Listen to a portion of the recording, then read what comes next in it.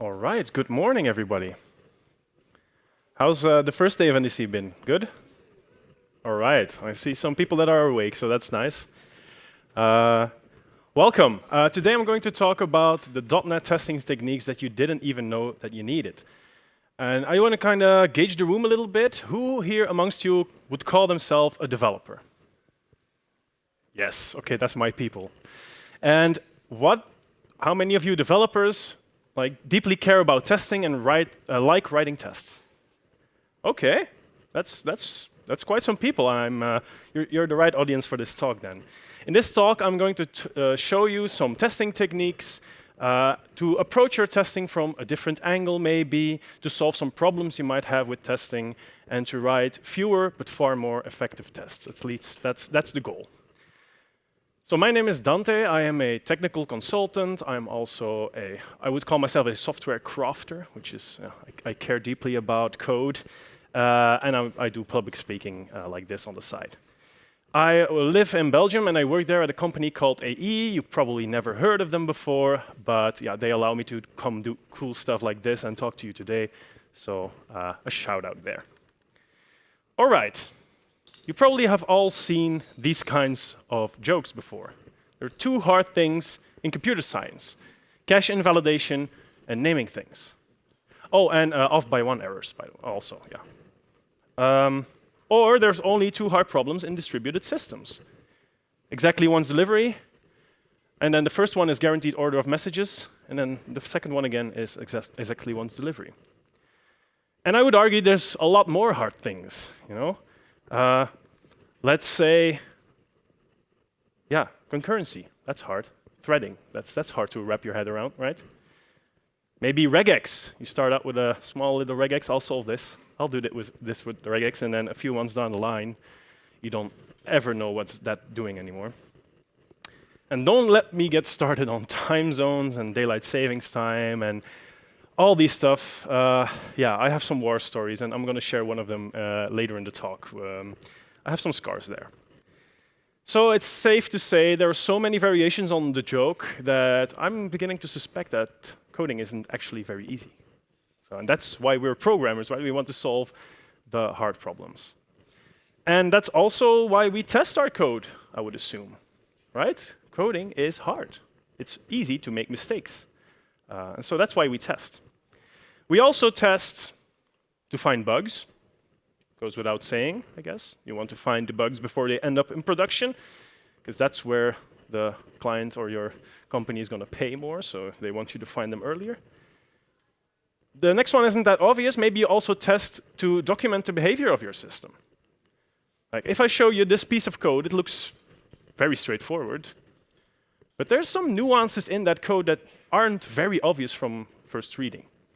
But if you look at the tests, yeah, it's a little more obvious what's going on there. Like large orders receive 10% off, or even for new customers.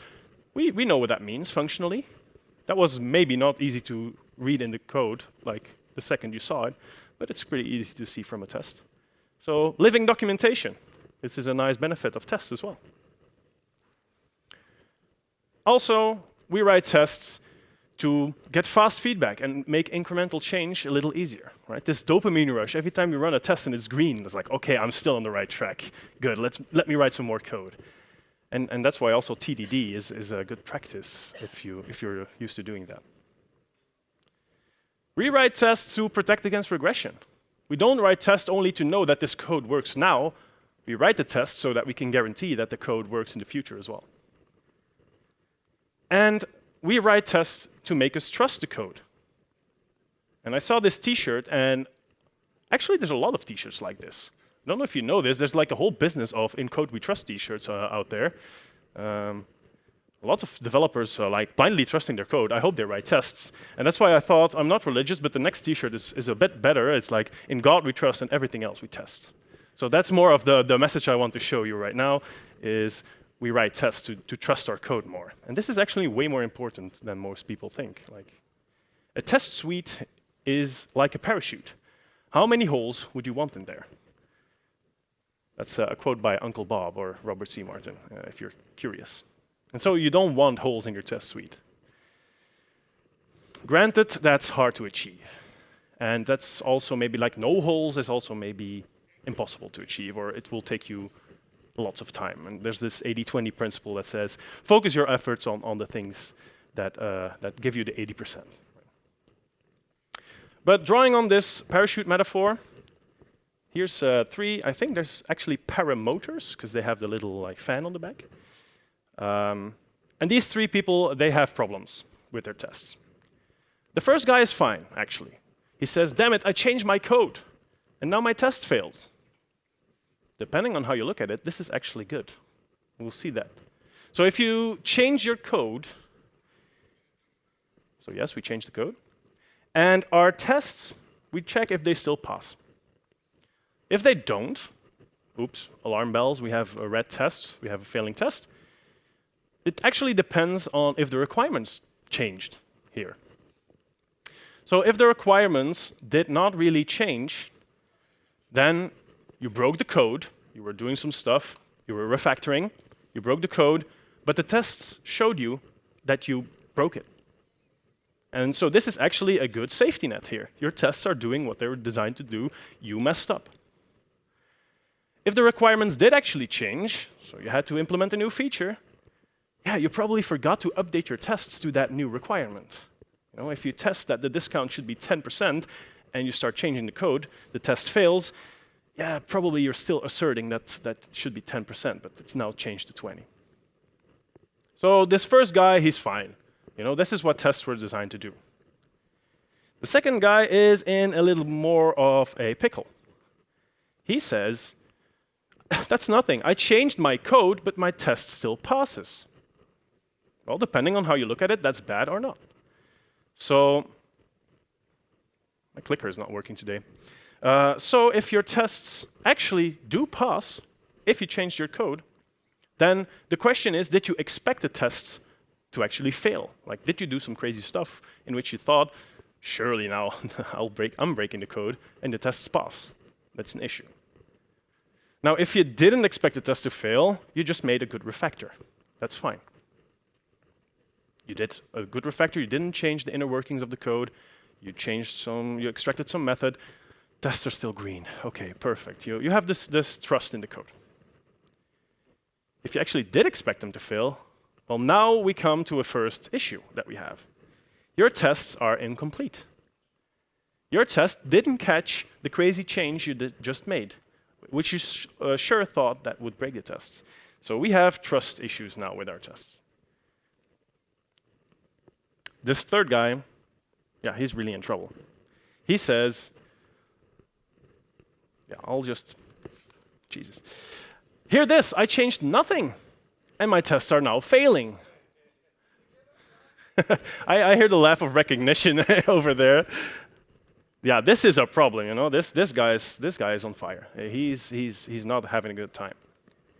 Well, depending on how you look at it, of course, because if you did no changes to the code and your tests still pass, that's kind of what we expect. Yeah, you didn't touch it, you just reran the test. Oh, okay, my tests are still green. That's how it should be. But if that doesn't happen, like those gentlemen probably are thinking of, then you have a flaky test, and I'll tell you all about what you can do to mitigate that later. So this is like the whole decision tree here of, do you have problems with your tests, or are they like behaving just fine? And we're mostly going to talk about the problems today, because that's what you're here for, maybe.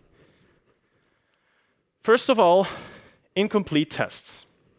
Well, what can we do to fix that? We have some strategies. What are some reasons for incomplete tests? Well, either, you have a missing test case.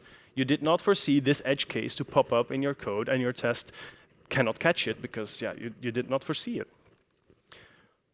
Or you just forgot to check something. You forgot an assertion. So it's kind of like, or you forgot something in the arrange step, or you forgot something in the assertion step. Let's talk about test cases, like how to come up with good test cases. For that, I want to go to the pharmaceutical domain.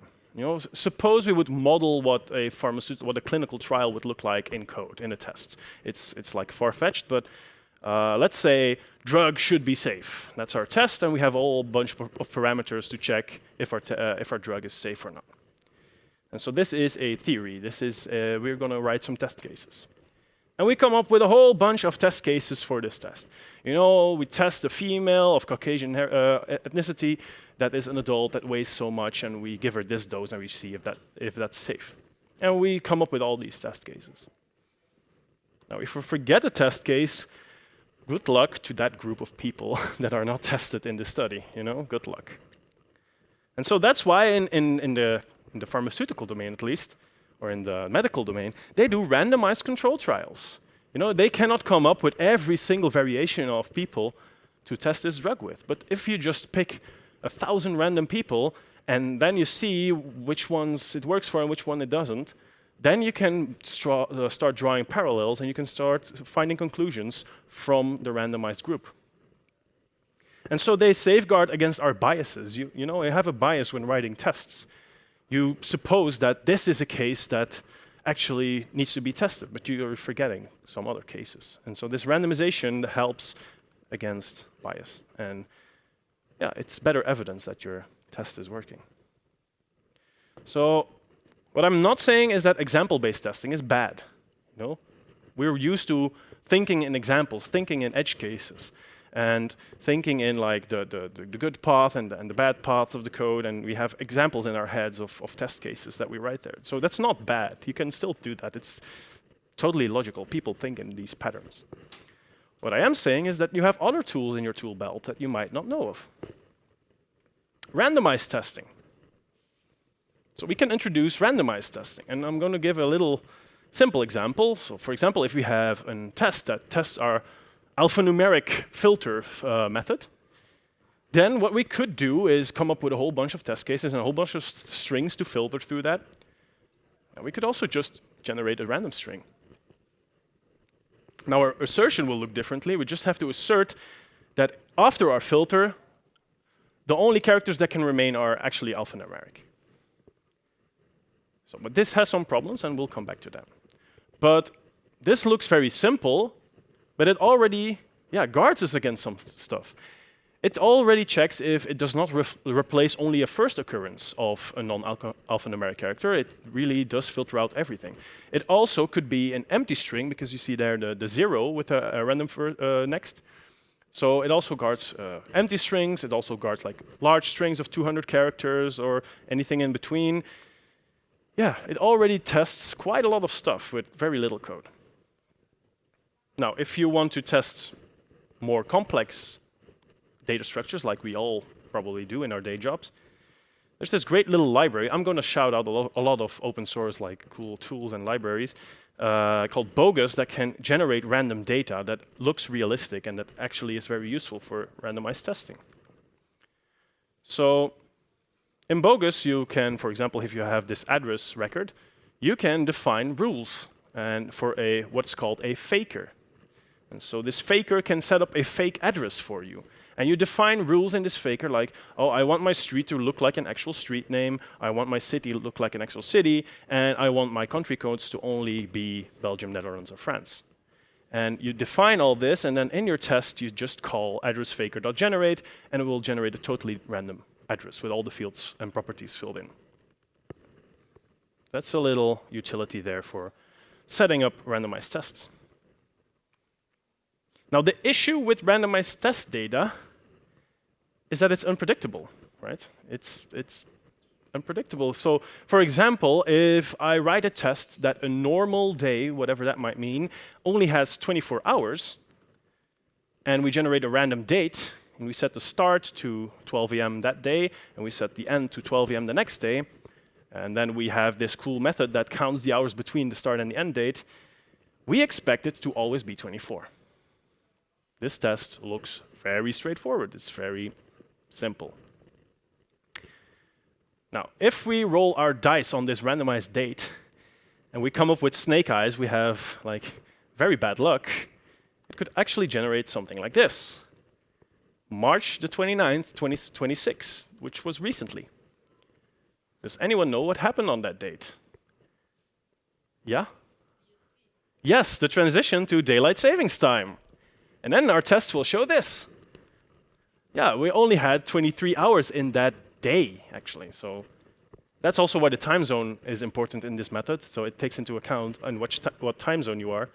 And for most of Europe, that day was a transition day.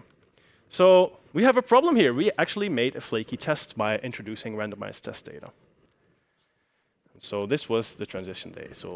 And actually, that's one of the war stories I had in my job. You know, I worked for an electricity management company that had to install like these smart meters in people's homes to count their energy usage. And we had a validation rule that said every 15 minutes we should have a data point. So 96 data points per day. And we actually knew this from the beginning, that some days, transition days, could only have 92 or 100 values. Still, even though we knew that, we kind of made some mistakes in the code, and it blew up one day, and that was such a transition day. So we should guard against that. We discovered a flaky test. So that's the other part of the equation. We have flaky tests now. And flaky tests are bad. I mean, they not only make you spend time looking at false negatives or false positives, even worse, you probably also get alerts in your email if like a regression test set fails and every time. And you lose confidence in these test suites. You lose your trust in the code, which is not great. How do you deal with them? I'm not gonna lie, the most common example is this. Meh. Again, the laugh of recognition there. This is an actual screenshot of our regression tests pipeline. I'm not afraid to say this. It's like you check what tests fail. Oh, it's that one. Well, that fails sometimes. It's fine. And then one day we decided to fix it. But another approach is this. This, yeah. Just skip it. Just skip the test. We'll fix it later. That's tech debt, you know. Put it on the roadmap. Okay, well, it's all fun and games, but how do you actually deal with them? How do you now actually deal with these flaky tests? Well, first of all, be careful. Be careful in your code with datetime.now and use abstractions for that. Use the time provider that Microsoft provides, or use iSystemClock, or use your own iDatetime provider, whatever you come up with. Use UTC wherever you can. Like, be careful with time zones. So take in any datetime offset, but then in your code only work with UTC. So map it to UTC first, store it in UTC, retrieve it in UTC, and then map it when it goes out again. Check for, mutable state. So test order is not guaranteed. Tests can run in parallel, and if you have like some shared state somewhere, and one test runs before the other, then maybe that messes things up. This is also an awkward thing. Don't forget your awaits when writing tests. If you have a task and you don't await it, the assertions might actually execute before your task returns. So then you don't have a value, and if you do assert not null, it will be null because it's not finished yet. So then your tests might break or it might not. And then when end-to-end testing or whatever, and you have a lot of external dependencies, build in some kind of retry mechanism. If the server doesn't respond immediately, like retry or have some back off or whatever to try again. The most important ones is use deterministic test data. So it can be random. It just has to be deterministically random, like random, but the same randomness every time. And we'll see how we fix that in our example. Or the other option, just generate so much test data, like in the clinical trial, that any problems with the randomness will surface every time. So you have statistically know that this code actually works, or these tests actually work. Let's look at these. So the first thing, deterministic data, we'll fix with seeding. So if you have a new random, you can pass a seed to it. And so if that test runs, and it generates an 8, for example, the next time you run that test, it will also throw an 8. Like, it will also return an 8. That 8 was random, but it's always the same one. And with bogus, you can also use seed, so it will also deterministically generate your fake data.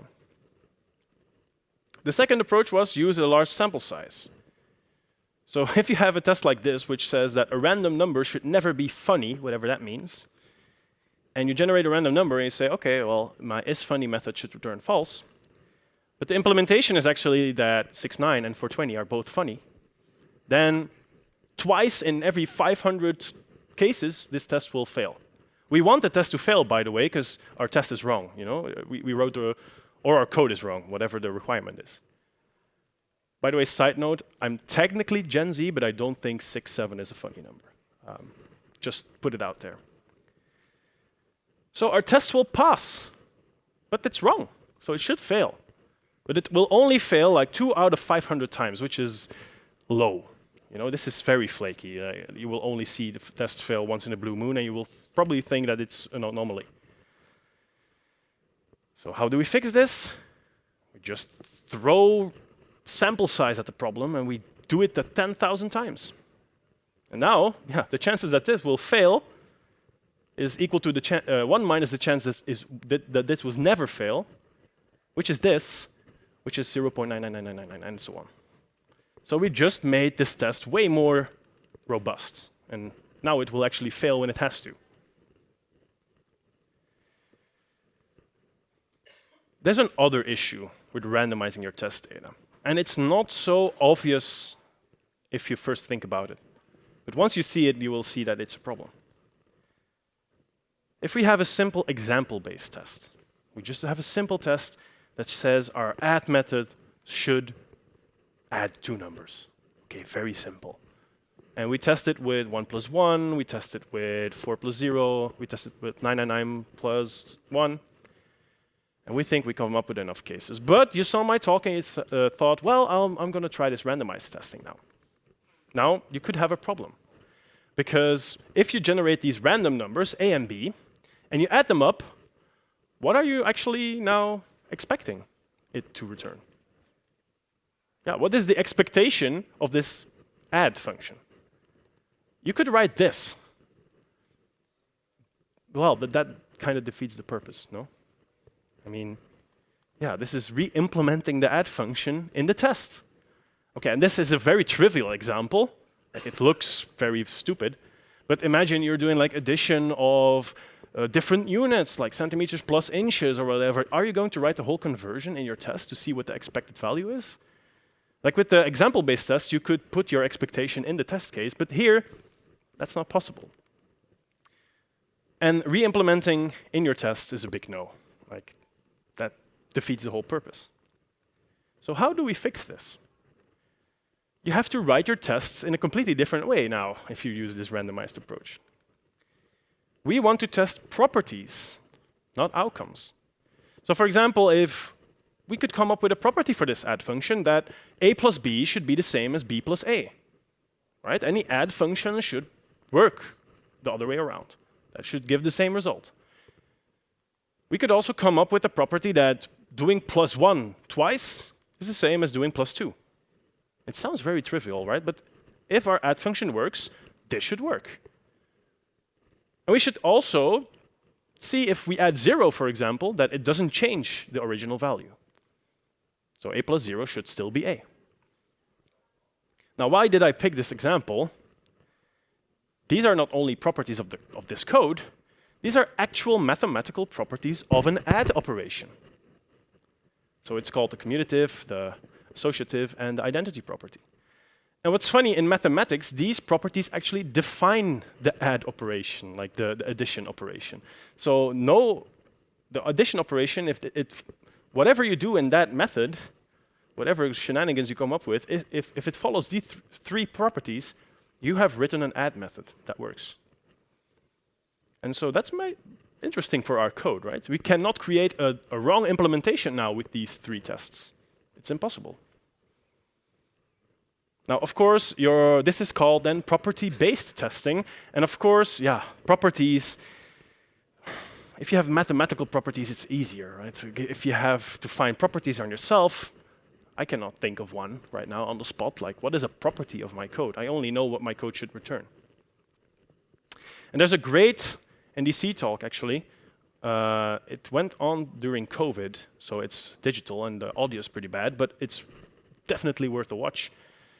that goes over a few of these properties and a few of these heuristics to come up with properties for your code. And since it's so great, I'm going to use a little bit of his wording also, because I think it's really, really a good point. Now, as an example, I'm going to present you with the Mars rover kata. You might know it. It's just a simple example. You have a Mars rover. It can face north, south, east, or west. It can also move into any location using Cartesian coordinates, so x and y. And it should be able to execute commands. So, for example, it has a direction and a location. The direction is north, east, south, or west. And the location is just x and y, and it can execute some arbitrary number of commands, and those commands are or we move forward, or we move backward, or we turn left or right. Very simple example. So this is the whole kata. I'm also going to add a small method that will reset the rover back to 0, 0 and facing north. That's just an extra thing. Shout out to another cool library or package, fscheck. That's a property-based testing library originally written for F#. It is written in F# as well. But since F# just compiles to intermediate language, it's just a .NET package, and you can use it from C# too. It's perfectly fine. So property-based testing was actually inspired by the functional programmers. The first one was QuickCheck, I think, in Haskell, and then fscheck. There's also an CScheck for C#, but I like this one better, and it's .NET, so you can use it. Anyway, properties. The first one I like to call, you can throw anything at it. So you can test your code if it would accept any value without blowing up. So in my case, that's whenever we send a command to the rover, it should return a new rover that is not the same as the original one. I'm working with immutable design here, so I'm not changing the state of the rover, I'm just returning a new one that's updated. So if you can see there's a property attribute there. That's the fscheck attribute that shows that this is a test which is property-based. And what fscheck behind the scenes will do is it will both generate random parameters. So if you say rover and command, it will generate a random rover and a random command for you. So that's for free. You don't have to mess around with the bogus or the random.next. It will do that for you. And also it will fix the sample size for you because it will spawn 100 tests for every test you write. Very nice. You get 100 tests for free. And this is a very simple test. We just execute a command and we check that the result should not be the same as the original rover. So it made a move or it did a turn, whatever. So that's one property that almost all code can check. Like if you have a method that takes an integer, just throw any integer at it and maybe just check that it doesn't throw an exception, whatever. That's a property that you can always test. The next one is there and back again. So you do something, then you do the reverse, and you check if you ended up in the same spot as you started with. So for example, turning left and then right should have a result in the same direction. Or moving forwards and then backwards should result in the same location. And so you can have these tests that check that. We also always do this test with random rovers, right? So maybe if a rover is at 1,000 and 0, and we do this, it should still also work. So the randomized data is still there. The next property you can check is that some things just never change. Some things are static, are unchanging. Like turning will not change your location. The rover should still stay in place when turning. Or moving does not change your orientation. If you move forward and you're facing north, you should still be facing north at the end. So this is testing the invariance of your code. And that's how you do it. And then different path, same destination. This is also a very interesting one. Like two equivalent paths should end up at the same location. So for example, if we start from the bottom and we go to the left, we could move forward, turn left, and then move forward again. And that would look like this. But we could also turn left, move forward, turn right, move forward, and we'll end up at the same place. So our test, whatever the initial starting position of the rover is, and whatever the initial direction it faces is, this should still work. These should end up at the same location. If it doesn't, then our code is wrong. So that's a good test, right? And then one last one, the more things change, the more they stay the same. This is quite hard, but if you reset the rover to its initial position once, or you do it 10,000 times, yeah, it doesn't change a thing. Like this is idempotency. So this is actually a utility type, this positive int here, a utility type from fscheck that you can use, and it will just generate a positive integer for you. So you don't have to mess around with random next, whatever. There's a lot of these utility types in there that can generate these random things on the fly for you, and just pass them as a test parameter, which is very handy. So yeah, if you keep resetting it at least once, actually, so you keep resetting the rover, that should be the same as resetting it once. So this is actually testing that the reset method is idempotent. And this is a very important thing in code, right? Idempotency, like if you have a distributed messages system and you send the message like twice, for example, you don't want it blowing up the second time it arrives. You should just ignore it or whatever. Okay, so I hope with these properties, and you can watch at the talk that I showed you in the beginning, which is a very good one. I hope with these heuristics, you can come up with properties of your own code. And you can start experimenting with property-based testing and not only think, what should my code, what should the outcome be, but what things should always be true in my implementation? What properties should always hold? All right, so let's go back. We solved some issues with incomplete tests. Like we solved not coming up with all the test cases with this randomized testing and this large sample size. And it's not the end-all, be-all. You can still mainly use example-based testing, but this is another tool in your tool belt. Now, what if you are forgetting assertions? What if you are not checking everything in your tests? You can also have this incomplete test now. And I guess this, whoa, yeah, my clicker is really misbehaving. I thought I'd try it again, but that's what happens. Okay, so we probably all had this happen before.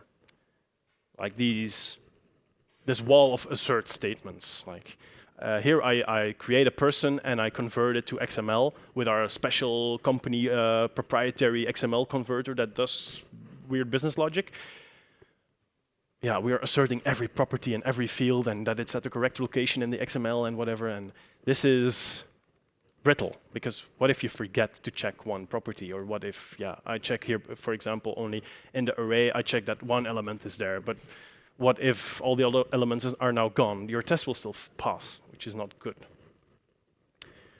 We need, instead of writing all these asserts, we kind of need to adopt a new mindset to be able to do this. So instead of thinking about, I always expect my test or my code to produce these values and I will list all the values that I expect, what if instead we assert that our output has just not changed since the last time we looked at it? So we check for regression. We check, well, last time I looked at the output, I verified, I actually did something to say, this is the output I would expect.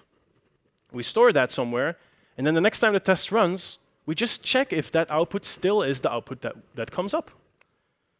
Then we know our code is still working like before. So what do we actually need to be able to test this or to be able to check this? We need a way to verify or accept the output the first time we run the test.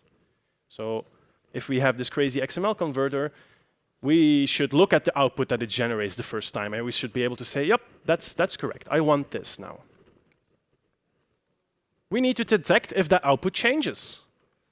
And then we can still also decide if we like that change. If we add a property somewhere and, oh yeah, of course, our XML now contains an extra field, I meant to do that, then you should accept that as a new truth. That output is now the new truth. So this is called snapshot testing, or golden master testing, or whatever. So it has a few names. And how does it work? I hinted at it before, but it first checks if a snapshot already exists. If it doesn't, then it opens like this diff window. So this is the first time you run the tests. There's no existing snapshot yet. And so it says, look, you had nothing, and now I have this. Is this the correct output you expect from your code? Okay, is this now, do you verify this as the new truth? If you don't, well, then your test fails and you change your code or you change your tests and you run it again. If you do say, yes, this is correct, then you save this test, or the snapshot testing framework that you choose will save this output somewhere on disk and say, this is now the output that I expect from now on. And then it will pass your test for you. Afterwards, if you change something, you refactor something, it will check again. Does a snapshot exist? And now it does, because we saved the last one. And if your test output now matches the snapshot, that's great. Your test still passes. Your code is, you changed something that didn't affect the output, which is good. If it doesn't, your test fails. And in like a CI pipeline, it would stop here. It'd say, oh, we didn't expect this output, fail. But if you're running them manually as a developer, it will actually open a new diff window. And it will ask you, yeah, did you meant this change to happen? Like, is this intentional? And you can say, yeah, well, I did. Or, no, I didn't. And if you choose no, then of course your test will fail again and you have to fix it. But if you choose yes, then, yeah, it will save this as the new truth. So it will overwrite its existing snapshot with this output. And so that's the whole flow.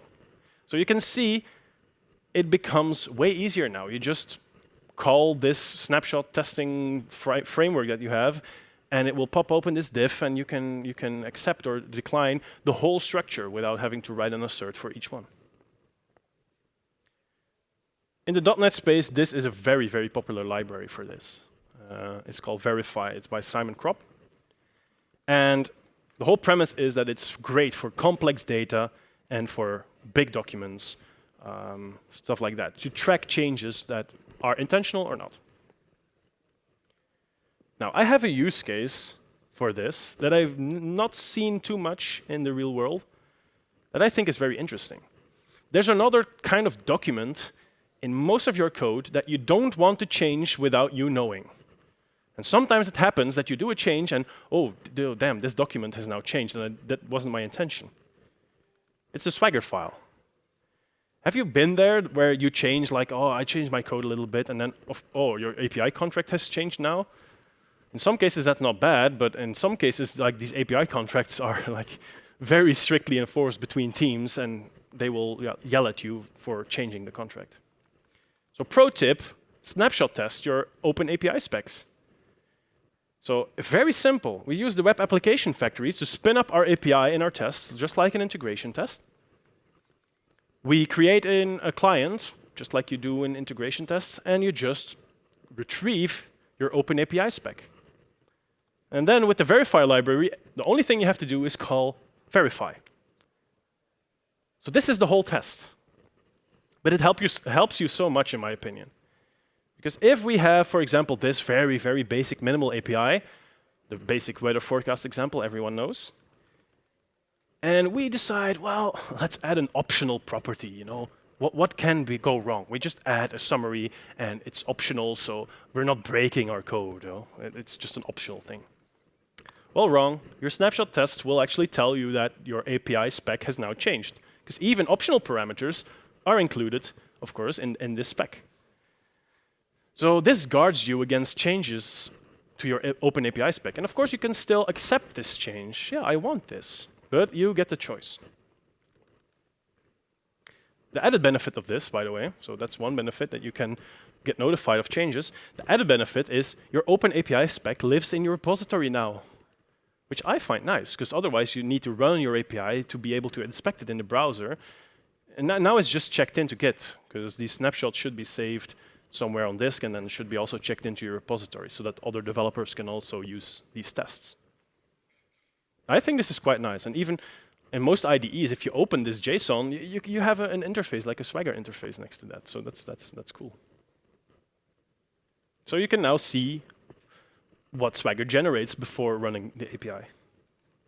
And this is kept up to date, right? Because every time you run the snapshot test, if it's not up to date, it will yell at you. Great. We've covered property-based testing. We've covered snapshot testing. we still have these example-based tests. How do we actually know we have written good tests now, that we improved our tests? Well, that's where metrics come in. Yeah, and the first metric I want to discuss is line coverage. Who here has had a manager that wants you to chase a certain number of line coverage? Oh, that's way too many people. Like, I guess that was not a good experience, because there's this thing that if a metric becomes a target, it stops being a good metric. So once you chase this, you're only writing tests that are useless, but that cover the code. It can tell you how many lines of code were executed by your tests. That's kind of it. It's still sometimes useful to look at it. If it's very low, that there's a signal that is something wrong, but it's not the best metric there is. The next metric is branch coverage, and this is starting to get more interesting. Like, did we take all the possible paths in our code in our tests as well?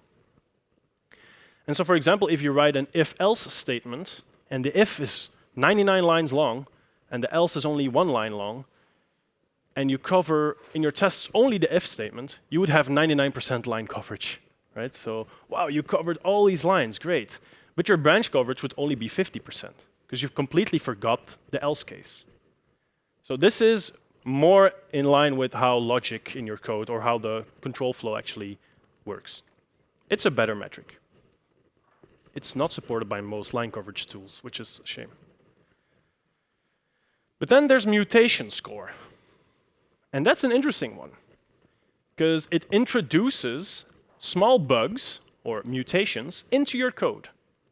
And it checks, do your tests catch this bug?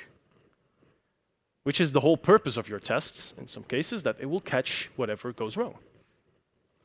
And so it inserts these mutations, and when the test catches them, the mutations are killed. But if a test passes without ever seeing an error about this bug, then your mutation survives, they call it. So it's like an analogy in biology. And then your mutation score is the amount of mutations that were killed by tests over the total amount of mutations. And so this gives a pretty good insight in if your tests are actually effective in catching bugs or in catching wrong behavior. And it can do a whole bunch of mutations. It can change time signs by divided signs. It can change strings to empty strings. It can change order by to order by descending. So it can do a lot of stuff. It can even delete entire method bodies and see, like, if I delete this method body, will the test still pass? And this automated process generates hundreds of mutations and then checks. And I'll show you a little demo later. So in our whole control flow here, in our whole flow diagram, changing the code is done by the mutation, and checking if the tests pass, that means the mutation survived. So that means we are heading on a wrong path. And that also means that probably you forgot a test case again or an assertion. Go back to the beginning of the talk and start over. Now, a small example. This is the last time I'm going to show you again another library, because that's cool. It's called Striker. It's the main mutation testing tool, I think, in the .NET space. It also works for JavaScript, so there's also a JavaScript version. You can just install it by .NET Tool Global install and having that, and then you can run it on your tests. Now, I was too lazy to write my own thing with a lot of tests, which is kind of against the whole point of the talk, but I took the game of life example from the internet, and I decided to check, did this person write good tests or not? Spoiler, they did a pretty good job. Now, I have a recording of my terminal here because this takes a long time, so I won't bore you with doing this live. So you can see here that it generates mutants. And if I get my pointer working here, oh, the text is really dim, so you probably won't see it, but it says here 275 mutants killed of the 333 that they generated. So it generated 300 bugs to insert in the code everywhere, and then it killed, the tests found 275 bugs. Amazing. Now, of course, some bugs survived, and that's a problem. And then they give you a nice dashboard to take a look at what things survived. So let's take a look at that together.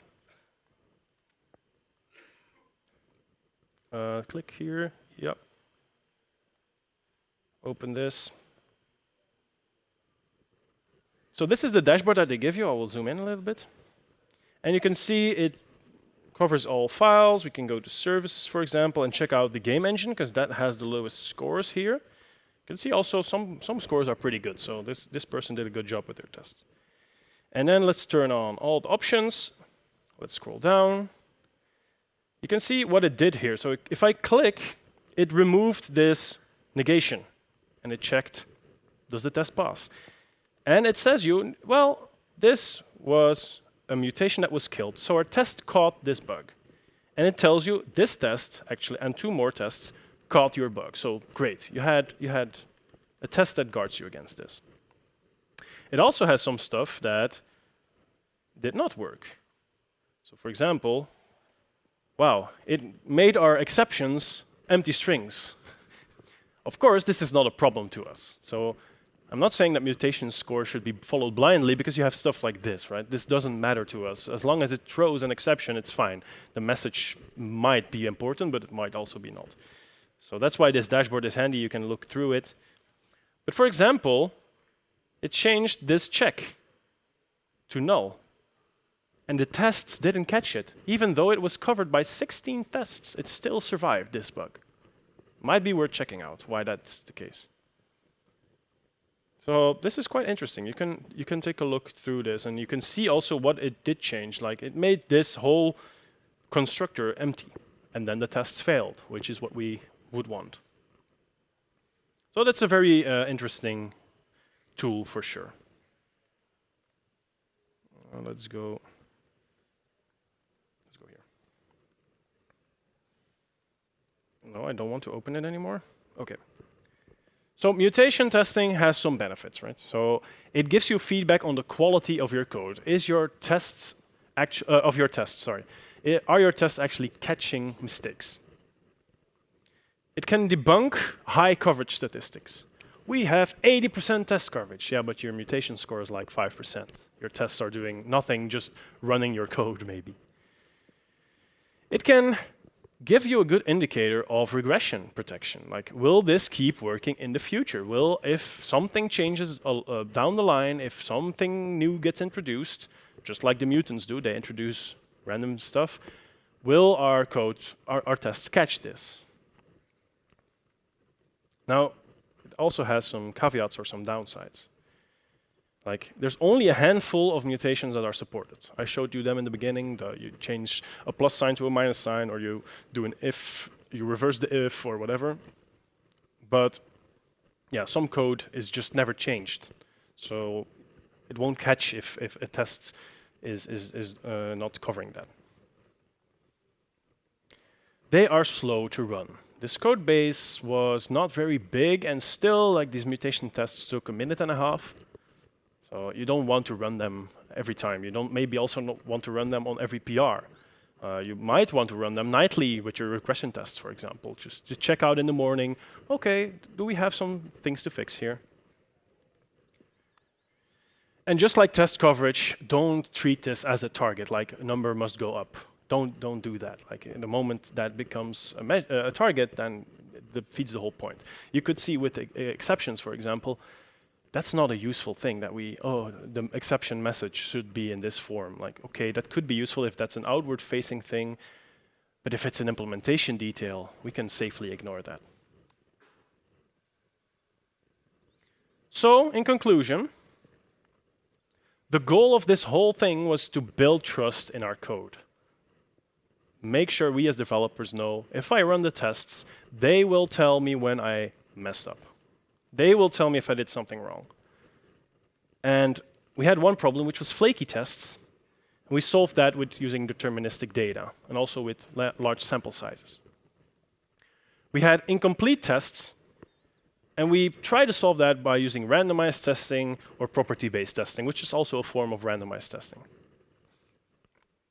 You might forget some assertions, or wrong assertions.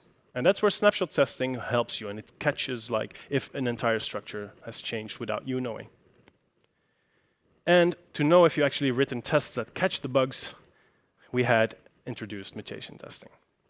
So I hope with these techniques you can write, maybe you can delete some of your tests and you can write more effective tests.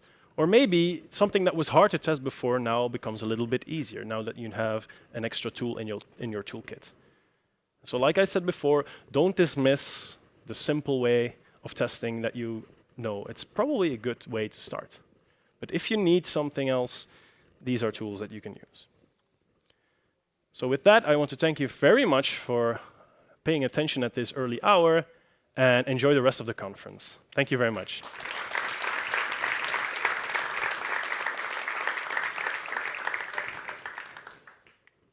Are there any questions?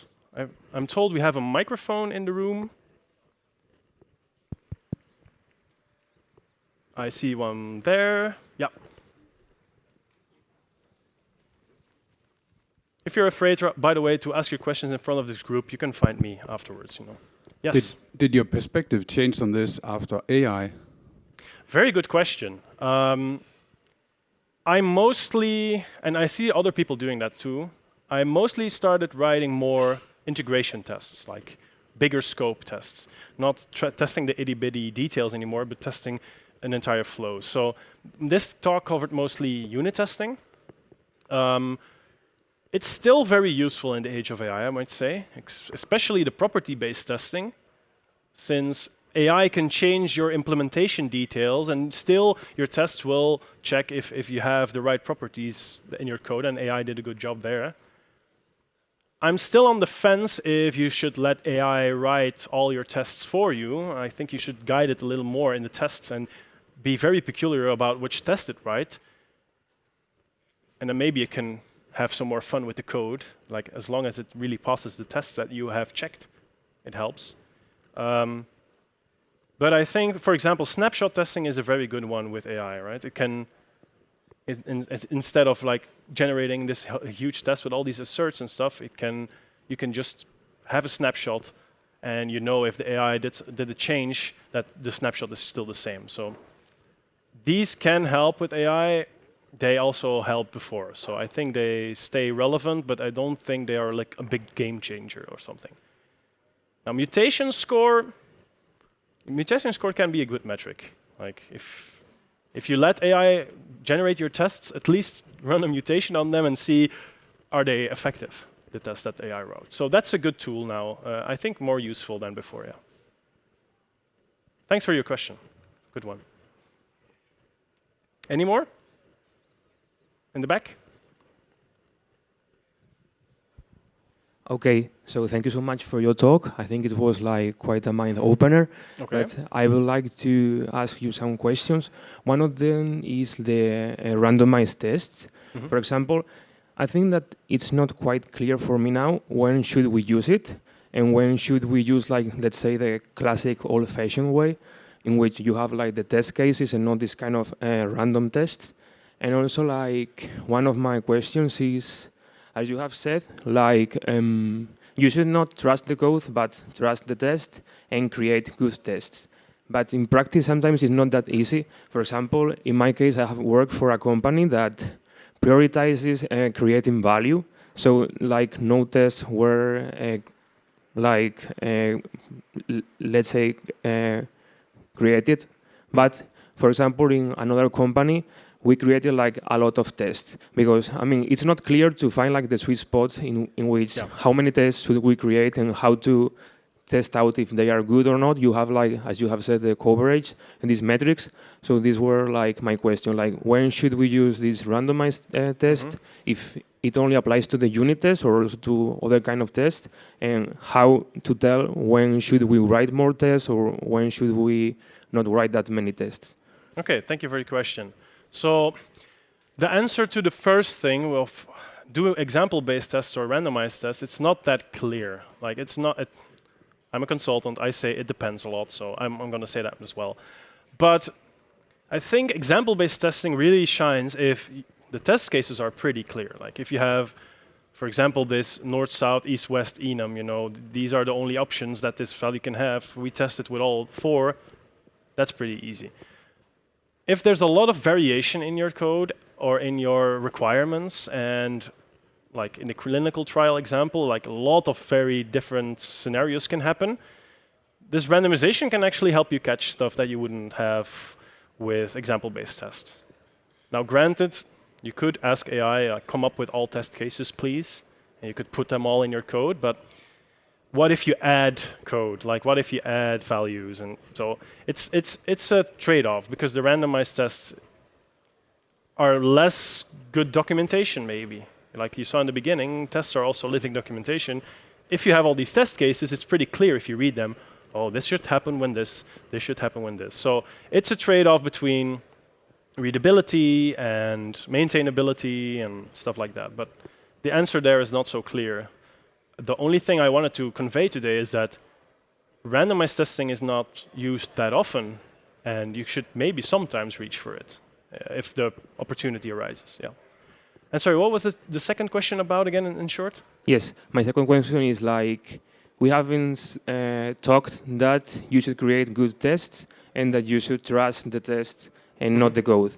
But in some cases, in practice, it's not that easy because, for example, in some companies, you don't create that many tests, so you should you have like a budget that you should code everything and create value, and the tests are not that important for them. And in some other companies, it's the other way around. Like you create many tests, and when you try to create or launch a master build, it's like going to hell because it takes too much time and there are many dumb tests. So it's not easy to tell like how to tell if the test that you have written is good or not, apart from the well-known metrics like the coverage and that. So we're going back again to the question of like, should you write lots of tests, or should you like trim your tests down and make them really focused? As long as the tests are helping you with the trust in your code and are helping you like catching things that you might have done wrong, I think that's more valuable than people give it credit for. Like you can have this fallback of, okay, what would your life be like if you knew that your code worked, right? So that would be great. Companies that tell you don't write tests, that's a hard one. I get it. I'm a consultant. I come in contact with a lot of those. I would strongly advise you to massage them into like accepting that testing is very important, and start by creating these snapshot tests that at least prevent changes that you didn't, unwanted changes. Like it's a very low effort way of writing tests, especially for legacy applications, because you can just write one test and it will verify the entire output of something. It's not easy to code if you don't have tests, in my opinion. Because what are you going to fall back on? Like a user reporting a bug? That's way too late in the process, right? So, but knowing if you have written an effective test is pretty hard, even with all the metrics. So the most important thing is, does it protect me against doing something wrong? Probably, yeah. But that's hard to find out. Okay, I think we're maybe out of time. So thank you again. Enjoy the conference. And thank you for being here. Thanks.